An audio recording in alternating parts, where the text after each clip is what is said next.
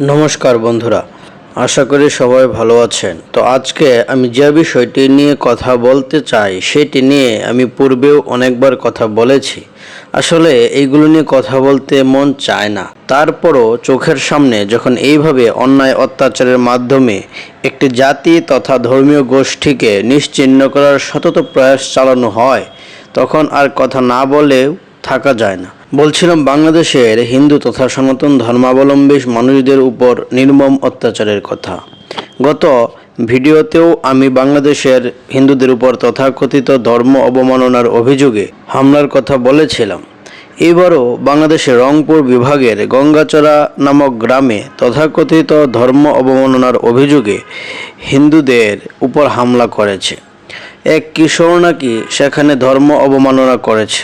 তারা অভিযোগের কোনো প্রমাণ দিতে পারেনি, বরং পুলিশের সামনেই একজনের তথাকথিত অপরাধে আরও অসংখ্য নিরপরাধ মানুষের বাড়ি ঘরে হামলা ও লুটপাট চালিয়েছে।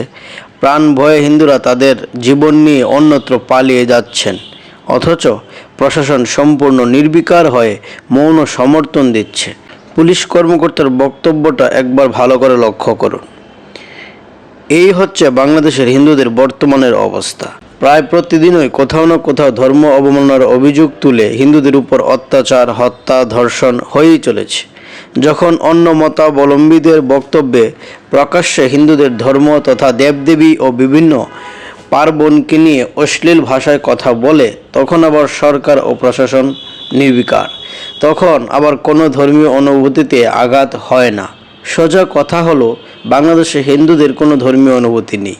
যখন অন্যরা রাষ্ট্রকে হুমকি দেয় তখন রাষ্ট্রদ্রোহ হয় না, অথচ দেশকে মাতৃজ্ঞানে সম্মান করে সরকারের সাথে সহযোগিতামূলক আচরণ করেও কেবলমাত্র হিন্দুদের অধিকার নিয়ে কথা বলার দরুন আজ দীর্ঘদিন যাবৎ চিন্ময় কৃষ্ণ দাস ব্রহ্মচারী মিথ্যা রাষ্ট্রদ্রোহ মামলায় কারাগারে আছেন। তার জামিনকে বারবার নামঞ্জুর করে দেওয়া হচ্ছে।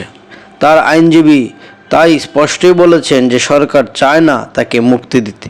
তাছাড়া বাংলাদেশের সংবাদপত্রগুলো হিন্দুদের উপর হামলা নিয়ে নির্লজ্জ মিথ্যাচার করছে। তারা কোনো খবরই প্রকাশ করছে না। যদিও কালে ভদ্রে কোনো সংবাদ মাধ্যম প্রকাশ করেছে, তাহলে মানুষ তা এড়িয়ে যাচ্ছে। বিষয়টা এমন যে হিন্দুরা মরছে মরুক, তাতে রাষ্ট্রের কি আসে যায়। হিন্দুরা তো মানুষই না, এরকম একটি মনোভাব বাংলাদেশের মানুষদের মধ্যে দেখা যাচ্ছে।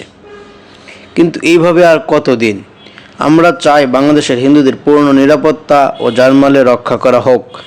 তাই আমি বাংলাদেশের হিন্দুদেরকে অনুরোধ করব, আপনারা খুবই সচেতন থাকবেন এবং সামাজিক যোগাযোগ মাধ্যম ব্যবহারে খুবই সাবধানতা অবলম্বন করবেন এবং অন্যদেরকেও সচেতন করবেন। তো আজকে এই পর্যন্তই, কথা হবে পরবর্তী ভিডিওতে। সেই পর্যন্ত ভালো থাকুন। ধন্যবাদ সবাইকে। নমস্কার। ওম শম।